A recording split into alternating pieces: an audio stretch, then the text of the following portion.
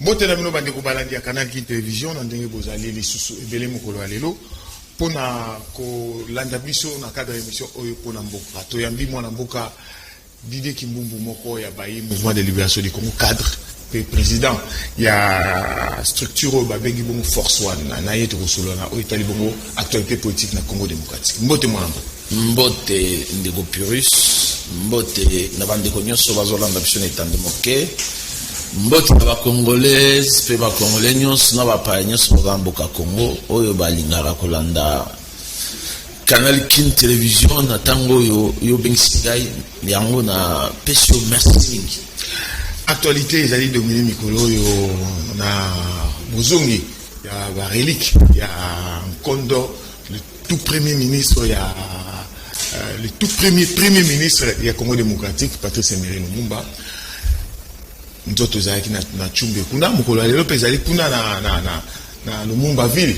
wapi o ezali bongo mboka na ye penza après 61 ans Korizongi ils ont représenté Nice un tournant dans l'histoire du Congo topé ils ont non événement de battu suba koloba non eza non événement te bon biso za ba bantu liwa ya mutu surtout moto ayebanaki ezalaka effacé te Lumumba n'appartenait plus à sa famille biologique.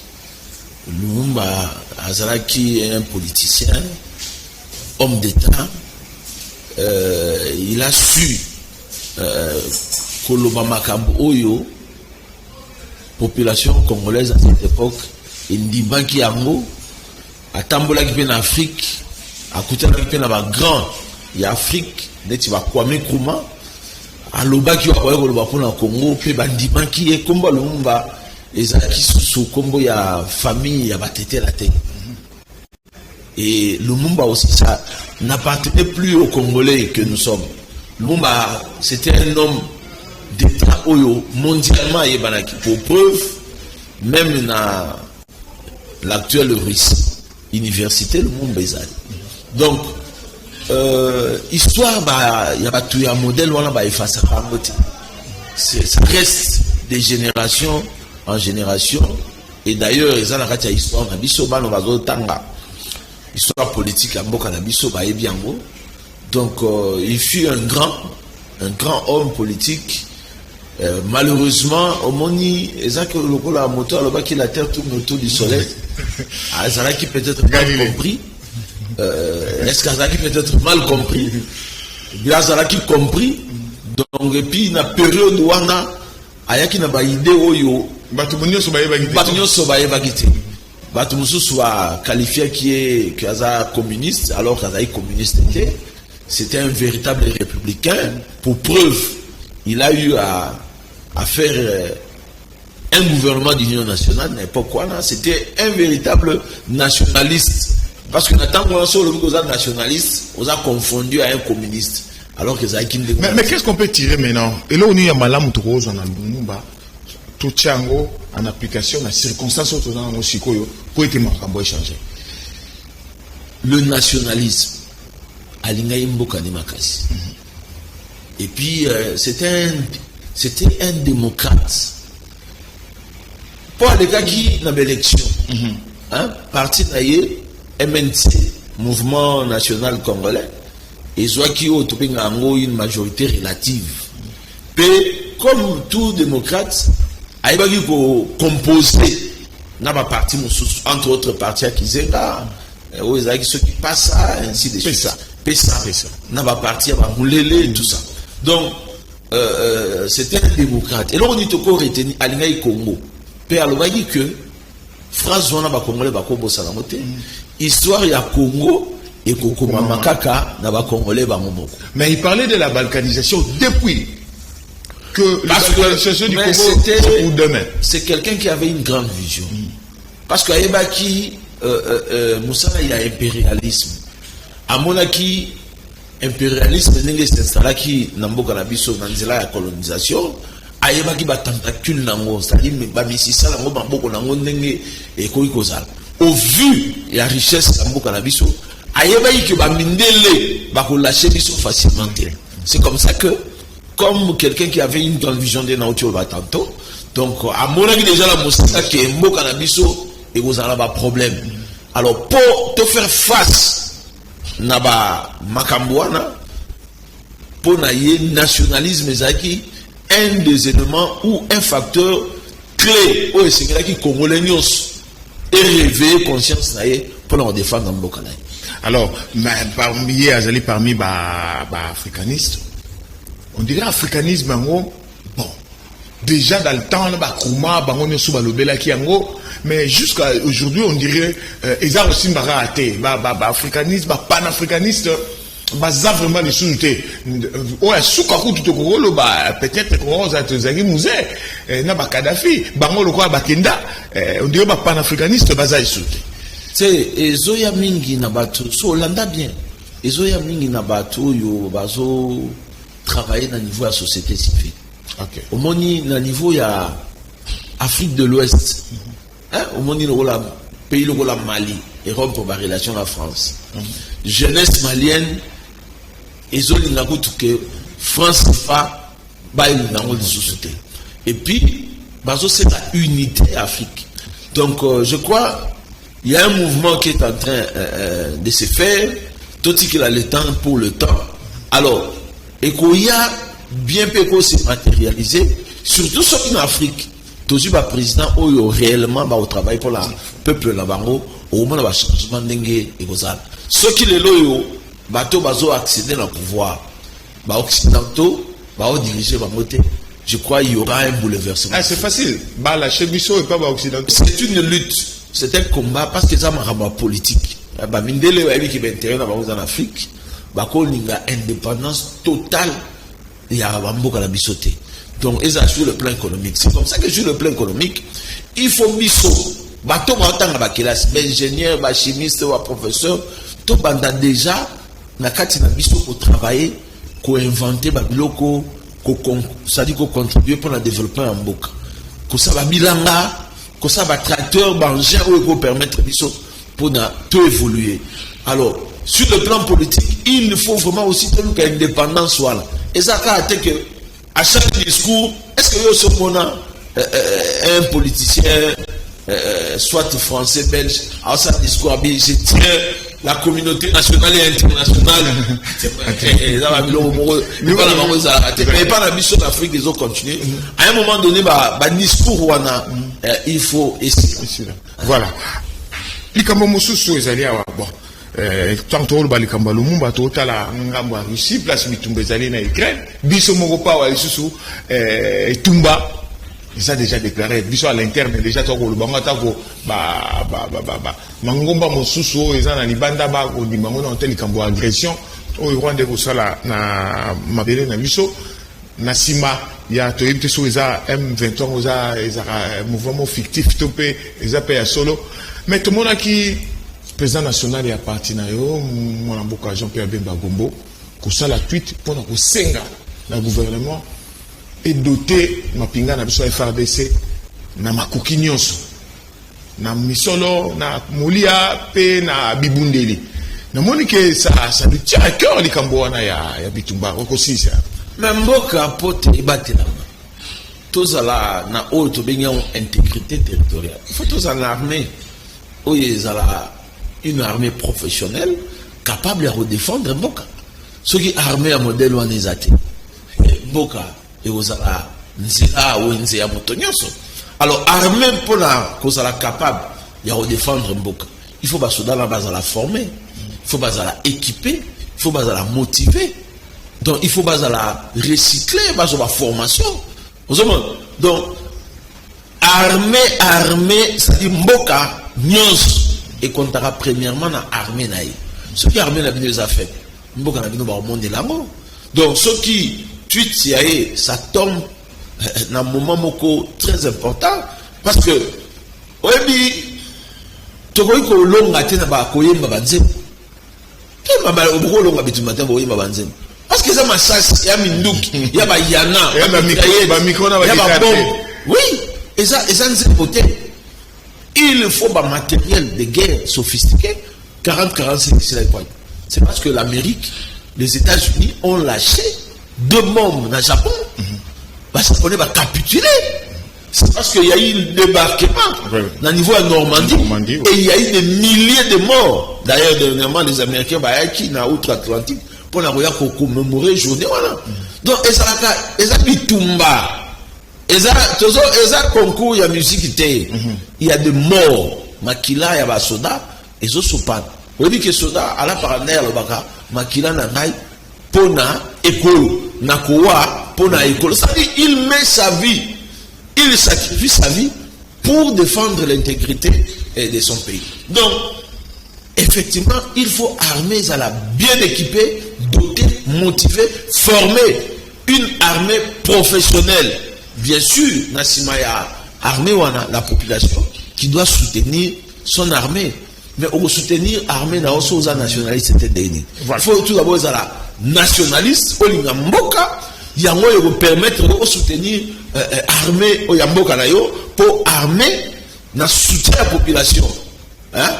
La population infiltrée, nous sommes dans la zone sub-saharienne, donc côté géographie est très compliquée. Il y a des vallées, il y a des montagnes, ainsi de suite. Donc voilà quoi. Bisso Tolobaki était, je crois que tout ça avec M. Berenayo dans le qui l'une des solutions aussi. Au-delà, il y a armée et monter en puissance. Le président Jean-Pierre Bambola Mboka à Lobaki. Mais quand on construire la grande muraille de Kivu. Mais la Chine l'a fait. Pour notre, imaginez combien de morts au jour d'aujourd'hui sont comptabilisés. C'est plus de des millions de morts. Mais celui de Tongi, c'est de l'argent qui va nous coûter. Et les gens, il y a un appel lancé dans ma jeune pour la construction de cette muraille-là. Je crois que Congolais va au Kenya. Mais tout le monde, tata Mokondi, que Bazaki na parmi la résolution et bima qui na sommet Bazaki na Kenya Mikolomile qui na les États d'Afrique de l'Est. Alors parmi la résolution, le bagi liboso qu'il fallait nguna ni osoba bima force armée on a ou étranger bazonga mboka na bango ya biso déposer mais ça limité. Tata Mokondi que siko force il y a bango nyonso ya mutualisé ya ngone mutu et ko ya na mboka sauf ba Rwanda. Oyebi que biso toza victime. Il y a de cela plus de 20 ans. Il y a Bamakambu ya mabe uti na Uganda. Badef. Bamboro bauti na Sud-Soudan. FDL bauti na Rwanda. Na Burundi groupe. Ça dit nous sommes victimes. Puisque nous sommes victimes, il y a Babilo quoi la nuance. Ça dit le loyo au-delà du fait que le chef de l'État a signé l'accord Rwanda, mais d'une manière générale, la population congolaise a ça hostile. A la confiance dans l'armée Rwanda. Il y a l'inga mapinga na ye. Confiance il y a liboso tozo pesa ona basoda na biso. Bangonde baza capable il y a pour défendre biso à 100%. Pourquoi? Parce que bango bala parti ndai balobi que tokowa pona ekolo makila na biso pona RDC. Est-ce que soda ya paya ala pandai pona makila na pona RDC? C'est là le problème. Donc il faut toke ba na makambo to ça. Vous avez to bengi bango baya. Oui, mais tu es pe ba gena caché na bango te parce que nous avons connu des trahisons. Basoda muso baroya oleba munda basa musala bakomi kotimula bakomi koluka bakomi koluka eloko oyo ya motuya bakoko bemala mboka na bango po baki de koteka bazo mbongo bakoya kobenga au butin de guerre et ainsi de suite. Donc nous devons faire attention. Oyebi que son wana ezaki ti lelo bazo utiliser viol comme arme de guerre. Basoda bakoya wana moralité na bango ezandeni to éviter. Tout ça, c'est un problème aussi. Est-ce que nous nous sommes préparés à ça? Pas qu'on dit, va signer, mais ils doivent, il faut pas tenir compte de l'opinion nationale. Et l'on dit, ni peut Congolais, aligné. Ceux qui Congolais, le dit que non, bon réduire le train de vie à l'institution, bon, c'est un moment donné, il faut former Bango. Et ce qui était pas en écoute. Parce que c'est important. Tout le monde qui est pas là, mon histoire, ça a combien d'années? Est-ce qu'il y a une solution? Quand c'est le disent. Mais ce qu'on travaille, Monisco, la difficulté. Parce que Nalandi, ministre de la communication, a bien on a RFI, Nalandi la TV5. Alors que Monisco a sur le plan administratif. Ça là-bas, données réelles, mais à ce mais est-ce que Bisso Toko a un bon ensemble à drone? Ça m'étonne. Drone quand il y a Monisco. Donc, armée congolaise, FRDC, et bon, ça va drone. Pour la Bisso, il y a des éléments, il y a Bisso. Voici les preuves. Il faut que Monisco appelle cette preuve. Sauf Monisco appelle cette preuve. Comme le gros bâtiment, mais les Camerounais, il y a preuve toujours là où tout le monde biso trop agression. Mais dans Libanda, bango bango le ba yangote parce que ma preuve alors qu'on avait deux militaires yo ça dans le pango là yo au moni moyibi à koti yo moni moyibi wana za mwana quartier yo rebenga voisin a témoigner que moyibi a contacté à mon quartier comme ce voisin a parlé ma cam ya ko lobaki oh non son abi que oui moyibi wana ya solo ya mon quartier na yo so sous problème c'est ça le problème angola on ba bis angola Joao on dit muto Joao qui oyebi on a été pas libéré pour ba congolais tout karana nous au pobo to balobaki de vérité de angola non oyo biso to constater to observer to constater peto to saisir yango wana nde biso to défendre ndenge bakangaki basoda rwandais wana biso to constater que le Rwanda nous a agressé. Basoda na bango bakoti na mboka na biso à plus de 25 km avec armes, tenues, munitions. Bon to lobani. Mais ça a approuvé na bateau à Liban. Bango baza ba congolais. Pourquoi? Il faut de ça na biso. Tout ça na biso. Si on doit les suivre et vous allez bien être, vous allez arrêter. Maintenant, ça va zo kufa. Tout c'est la Monisco, il y a autant de morts. Au Monisco, il y a armée boyaka non. Il faut que se défendre. Bien sûr, au-delà, parce que ça il y a politique étrangère, diplomatie, ainsi de suite, coopération internationale. Mais ce qui biso constater fait aux nuire biso, nous devons prendre les devants. C'est ça ce qu'on appelle un État qui s'assume. Tout ça, Congolais, il faut tout s'assumer vis-à-vis de la responsabilité de tout ça. Bandima te biso so to moni ke likambo wana biso mo to constater que ça bongo to sali musala pour de se défendre un point bas parce que to là c'est une distraction mais sikoyo na diplomatie na mandoki c'est ngani to privilégié ni siko mais ce qui Kagame yoga ka mandoki il faut ayoka pe mandoki zolé tout ça na so ka lingi diplomatie diplomatie au sali. Mais du moment où tu as une diplomatie, est-ce qu'il y avait une mission conjointe dans Rwanda? N'importe qui il y a Vital Kamerhe comme président de l'Assemblée nationale. Est-ce que si ça m'a la FDLR, CNDP et Outa, c'est une création en Rwanda. M23 et Bimiwad. Et Bimina CNDP, M23 ou les acquis des faits. Ils ont déposé les armes. Les lots bazuba armes, yana, obus, bazongo, tenu. Yasika, qui les note. On dit que Mondo Kimoko, ça coûte beaucoup d'argent. Et vous avez basodé belé modèle wala. Mais bien, vous avez bango bazaba. Tout le monde qui moko na bango boa ko balingala le quoi moi matonge. Oh, si vous wana pe sous. Mais na lobby yo soki na France, le français bien. Pourquoi les Français lingala ba yevola ngo muta ko balingana azona balingana lingala au botami en France. Si 18 ans vous maîtrisez la langue très bien. La langue le français vous maîtrisez bien.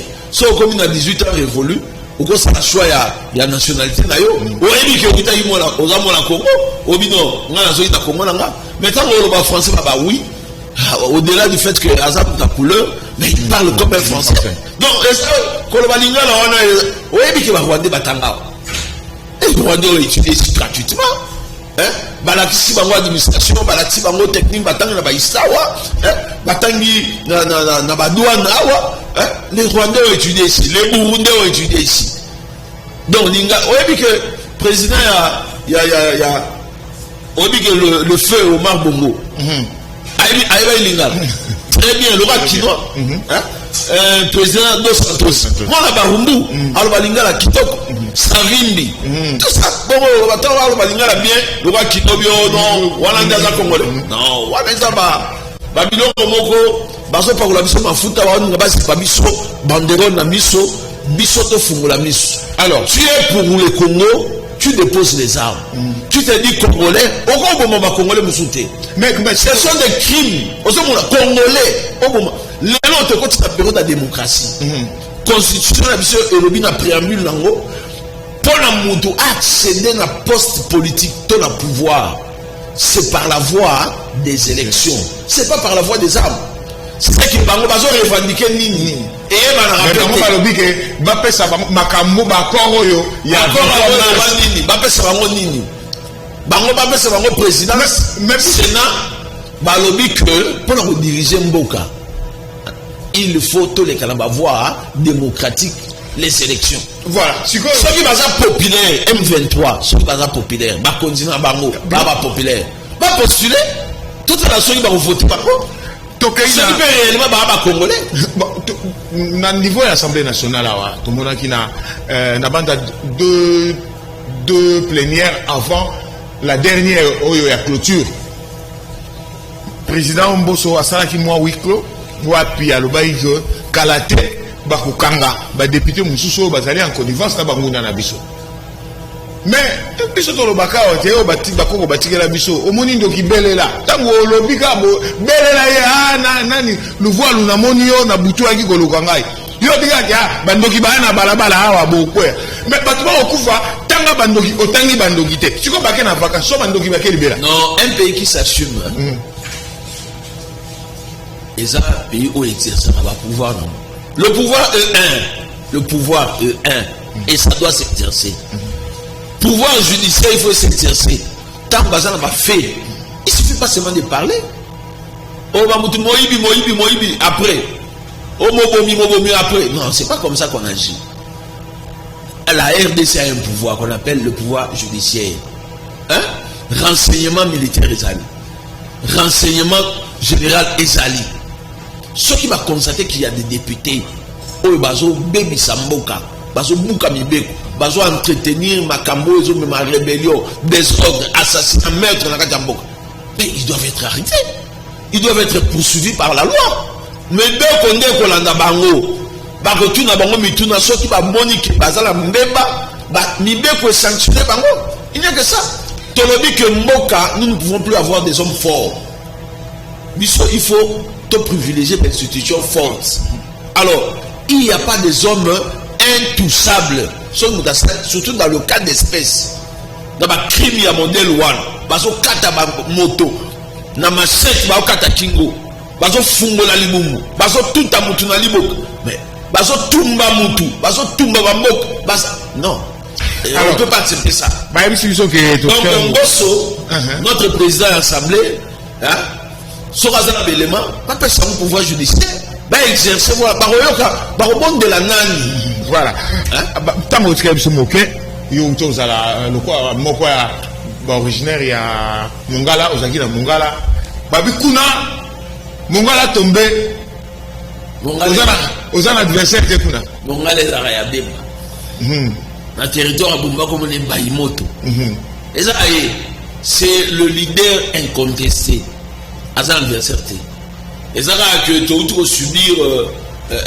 Makambu ya mabemingi ya pouvoir où le chaos et kamibiso et mon situation MLC passe to go tanga makambu belé à terre to yebi to sala ba cicatrice makambu belé mais loko la lelo yo makambu asité bandi au romona sur le plan démocratique avec toute la transparence de MLC a récupéré qui leadership na Mongala particulièrement dans le territoire à Bumba, dans les jours qui viennent.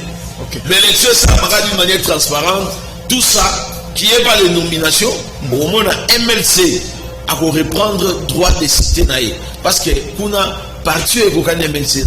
Alors, nous avons aussi, ça peut-être, on a Battle Force One, na bandeko ya Mongala ba Roland force na ba tenir sur MLC ba force liboso za ngana za mutu membre ya MLC force wa les akaka structure spécialisée musala nango eza toluka bato bayebani to me on parti tozo tombola bango tozo encadrer bango pour bazala ba véritable chevaux pour ba concourir na ba makambo ebele suivant philosophie politique ya MLC tokina ina bumba iya yuse ki yayi bato ba mona bilili ndenge bayambaki biso to lancer campagne d'adhésion massive to linkolo ba eni to linkolo ba que olinga MLC olinga Jean-Pierre Bemba il faut s'adhérer aux cartes na yo pour na gestion hein ya ba membre MLC ezali na kati ya planning na biso donc tokende kuna to lancer campagne d'adhésion massive bato ebele baye donc to ebisi bango campagne zo continuer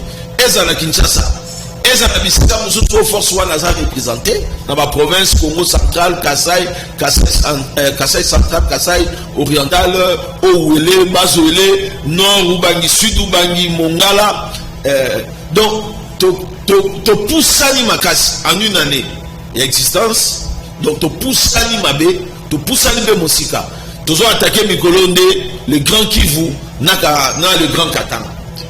Merci moi bandeko ba la biso so balingi kozwa biso bako benga na numéro oyo 081 19 22 470 na bandeli 081 19 470 voilà ezaki 22 470 voilà to yambangi bongo mwana mboka Didier Kimbumbu cadre ya mouvement de libération du Congo et coordonnateur to président biso to sala coordination coordonnateur national il y a qu'un seul président c'est Jean-Pierre Bemba voilà coordonnateur national il y a force one moko ba structure spécialisée na kati ya MLC na yeto solo na o etali bongo actualité politique na Congo démocratique to suki awa to tiki bongo esika na losa bonde to kutani le vendredi prochain pour to continuer l'histoire na pour ngongale ya gimoke ya na o etali bongo force na MLC makamba Mongala to sola siko makamba Mongala parce que eko inda pe kuna ba conflit au post électoraux donc eko sala mobulu baninga ba investir déjà ba gouverneur Gibandu kuna na Congo central ça vandi na Mongala ti lelo yo mobulu ka to solo yango le vendredi prochain bobo to mabota ba